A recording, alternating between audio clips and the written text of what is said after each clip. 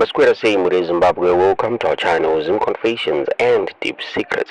Kana katika kutanga kukuya paneno channel, please don't forget to subscribe. Kana chingwa subscriber, don't forget to comment and share this video. Nas muri Zimbabwe tukikanya ya budiswa na Prophet YaMakandiwa hapo pani ceremony yao iri kucirculate ma streets social media.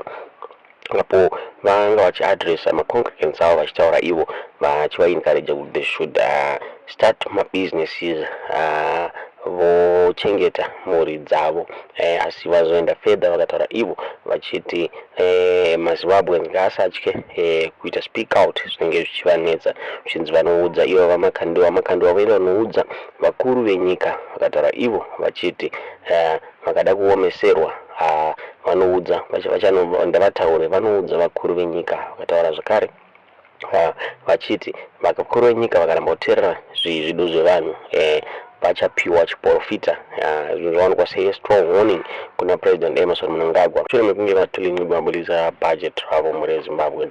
Vachipopota vanotaura vachitaura endai munoita itai mari and leave those who are complaining to complain. Once you make money, go and take over industry. Pamunenge maita matambudziko, when you eventually encounter muchiomeserwa nehurumende, musavhare muromo, taurai.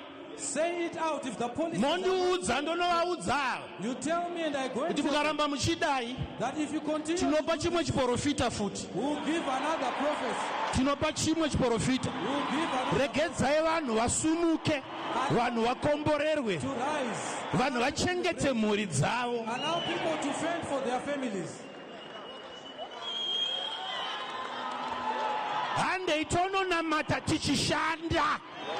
Let us go and worship whilst we also work hard. Vamwe venyu munyama yamuinawo ndeyekuti magarisa munyika imwe chete amuna kumbofamba nyika Some dzevanhu. of you, your misfortune is that you have been Zviri kuitika munyika muno hazvisi kuitika kune dzimwe nyika. what is happening in this country is not what is also happening out there. Maitwa sei? God is at work in this country. Mwari vari kubata basa munyika ino.